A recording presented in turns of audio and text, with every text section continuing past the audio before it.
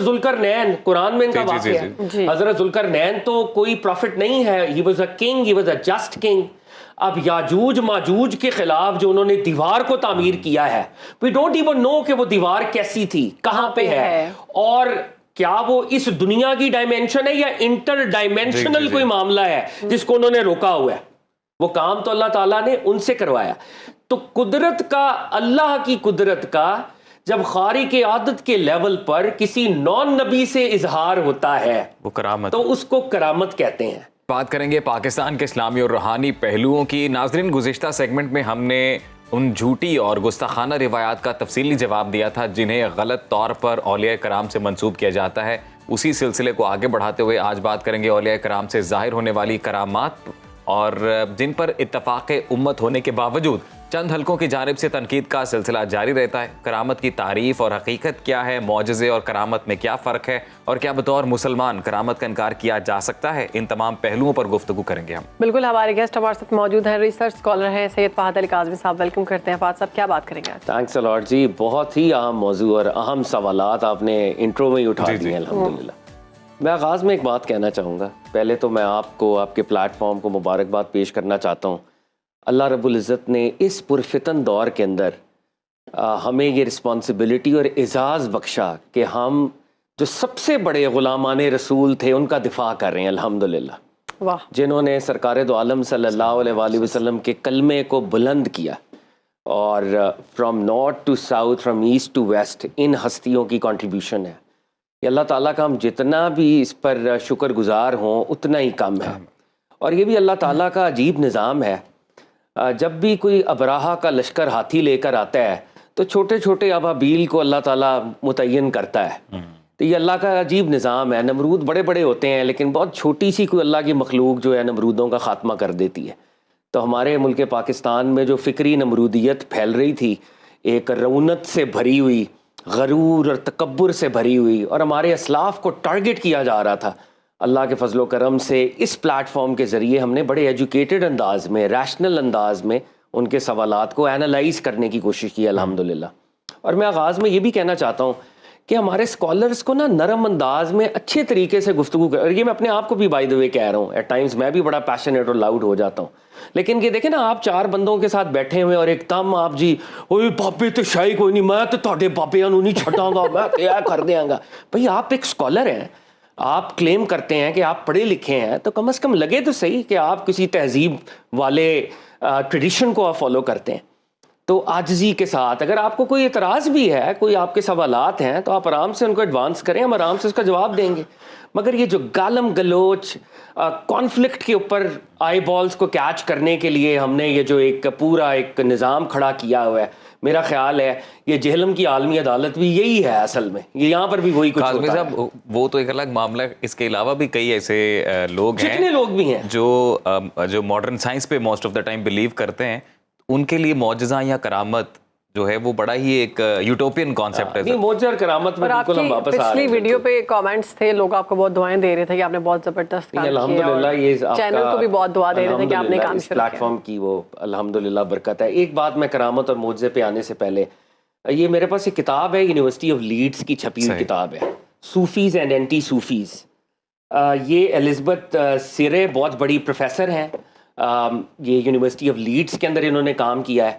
انہوں نے ایک پورا چیپٹر لکھا ہے, اور وہ چیپٹر یہ ہے کہ تصوف کے سب سے بڑے دشمن مسلمانوں میں لوگ نہیں تھے, تصوف کے سب سے بڑے دشمن ویسٹ میں تھے. صحیح. اور خاص طور پر جب دنیا بھر میں یورپ جو ہے مسلمانوں کو کالونائز کر رہا تھا, کالونیز بنا رہا تھا, نو آبادیاتی نظام تھا نا, ہندوستان برٹش کالونی تھی, اسی طرح لیبیا کسی اور نے قبضہ کیا ہوا تھا, پوری عرب ورلڈ پہ قبضہ تھا.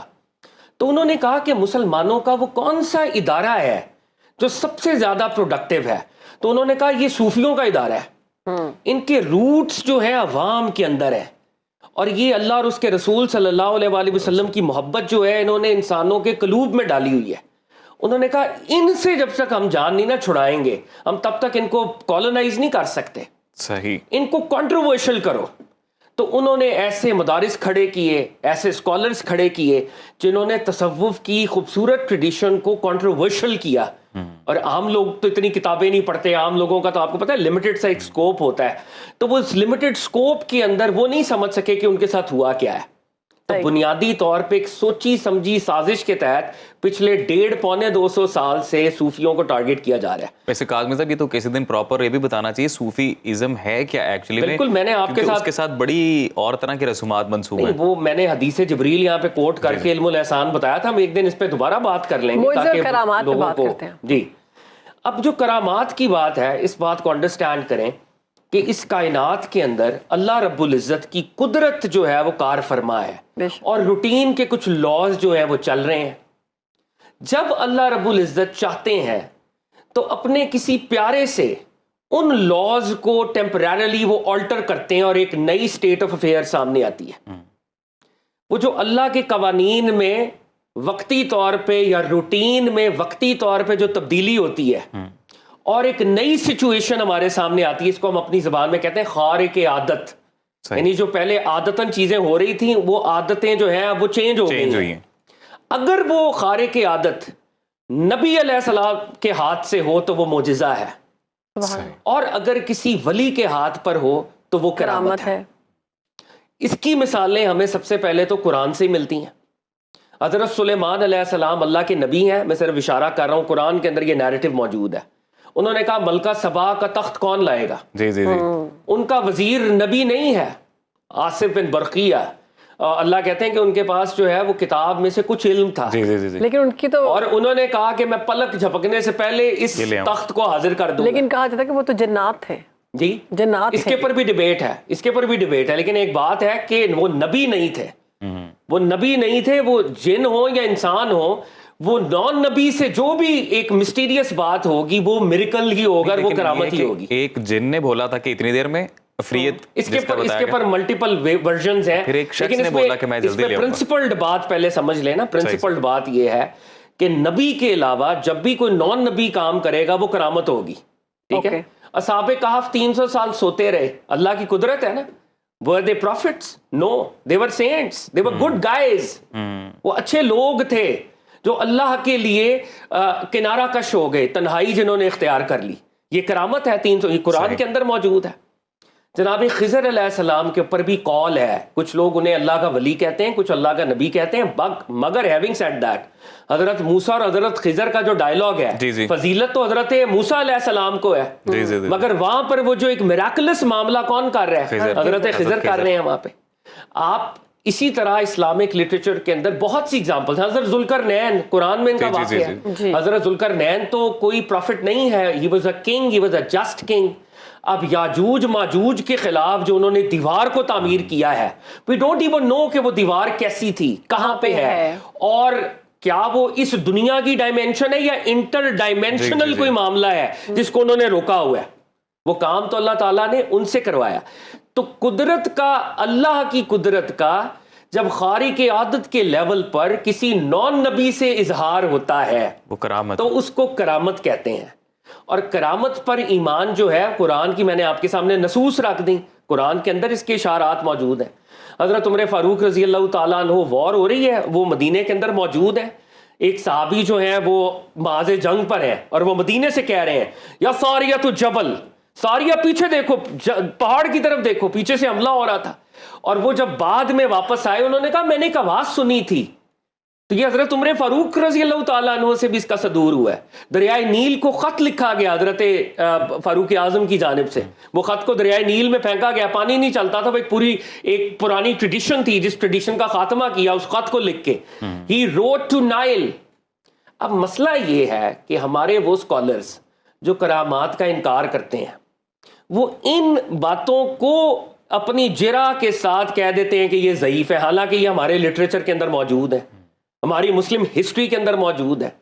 کیونکہ وہ یہ برداشت نہیں کر سکتے کہ بھائی کسی نان نبی سے بھی, اللہ تو قادر مطلق ہے نا, اللہ رب العزت تو موجود ہے ہمہ وقت, تو وہ بے نیاز بھی ہے, وہ اپنی قدرت کا اظہار کہیں سے بھی کر سکتا ہے. اگر یہ بات کلیکٹیولی ہو گئی ہے کہ یہ ضعیف ہے تو پھر اس پہ تو بات بنتی نہیں. کلیکٹیولی کہاں ہو گئی ہے یہ ضعیف ہے؟ کسی ایک, دیکھیں ایک مکتبہ فکر نے اگر یہ کہہ دیا یہ روایت ضعیف ہے, اور اس کے اوپر بھی بحث ہے کہ ضعیف روایت فضائل میں لی جاتی ہے اگر اس سے کسی کی فضیلت ظاہر ہو رہی ہو, اور بائی دا وے ہر ضعیف بات جھوٹی بھی نہیں ہوتی نعوذ باللہ. ذوف کیوں ہے کہ آپ کے پاس ایک چین آف ٹرانسمیشن ہے, اس میں ایک بندہ تھا, ہو سکتا ہے اس کی میموری اس درجے کی نہ ہو, حافظہ اس درجے کا نہ ہو, دیٹ از وائی ہم اس کو ضعیف کہہ رہے ہیں. نعوذ باللہ غلط نہیں کہہ رہے ہیں ہم اس کو. بہت سال بعد اس کا کنیکشن ہی نہیں مل رہا اس کے ہاں وہ بہت سے معاملات ہو سکتے ہیں, چین آف ٹرانسمیشن کے گیپس ہو سکتے ہیں, مگر بہت سا لٹریچر اس کے اندر موجود ہے. اور ایک اہم بات یہاں پہ سمجھنے والی ہے, ان کا اعتراض کرامت سے بھی بڑھ کر اس بات کے اوپر ہے کہ بھائی یہ اولیاء اللہ نے بہت سی کرامات دکھائی, تو یہ کرامات صحابہ نے کیوں نہیں دکھائی, اہل بیت نے کیوں نہیں دکھائی؟ ہمارے تصوف کی جب آپ کوئی بھی کتاب اٹھائیں تو پہلی بات جو اس کے اندر لکھی ہوتی ہے کہ کرامت کو چھپانا افضلیت ہے, کرامت کو دکھانا افضلیت نہیں ہے. چھپانا افضلیت ہے. چھپانا افضلیت ہے. جو جتنا بڑا اللہ کے قریب ہوتا ہے وہ اتنا بڑا اپنی کرامات کو چھپانے والا ہوتا ہے. تو اب یہ جو کیٹیگری ہے صحابہ کی, وہ چاہے کرامت کوئی بھی نہ دکھائیں, وہ ہمہ وقت پوری امت پر سپیریئر ہے. اہل بیت اطہار کوئی کرامت نہ دکھائیں, امام علی مقام امام حسین علیہ السلام نے ریگزار کربلا میں اگر وہ کوئی کرامت بھی نہ دکھائیں, وہ پھر بھی کائنات کے افضل ترین شخصیات میں سے ایک ہے, ان کی کیٹیگری اور ہے. تو کرامت کبھی بھی اس بات کی ویلیو بنتی نہیں ہے کہ کوئی بندہ سپیریئر ہے یا انفیریئر ہے. تو کرامت کب دکھائی جاتی ہے, یہ اولیاء نے کب کرامت دکھائی, اس کے اوپر حضرت شیخ علی بن عثمان اجویری نے کشف المحجوب کے اندر پورا ایک سیکشن قائم کیا ہوا ہے, اور وہ فرماتے ہیں کہ ٹرو کرامت کو ایک تو چھپایا جاتا ہے. نمبر 1, جب بھی کرامت کا صدور ہوگا تو وہ کرامت اس ولی کی نہیں ہوتی, بلکہ وہ ولی جس نبی کا امتی ہوتا ہے اس کا فیض ہوتا ہے, جس کا وہ امتی ہوتا ہے. یعنی اگر علی اجویری سے کوئی کرامت صدور ہو رہی ہے, یہ فیض رسالت مآب صلی اللہ علیہ وآلہ وسلم اور قدرت الہی ہے. علی اجویری از نتھنگ ان دس, وہ نہیں ہے, ہی از جسٹ اے میڈیم. وہ پروفٹ صلی اللہ علیہ وآلہ وسلم کی وجہ سے, اس فیض کی وجہ سے کرامت کا صدور ہو رہا ہے. انہوں نے کانسیپٹ دیا غیبت زمان کا اور غیبت مکان کا. پروفٹ صلی اللہ علیہ وآلہ وسلم کے دور میں ایسی اگزامپلز ہمیں ملتی ہیں کہ companies of the profit space wise آقا سے دور تھے, کرامت کا صدور ہوا, وہ غیبت مکان ہے. اور آج کے اولیاء اللہ ٹائم وائز نبی صلی اللہ علیہ وسلم سے دور ہیں, یہ غیبت زمان ہے. صوفیاء کہتے ہیں کہ غیبت زمان ہو یا غیبت مکان ہو, پروفٹ صلی اللہ علیہ وآلہ وسلم کے فیض کے لیے امٹیریل ہے.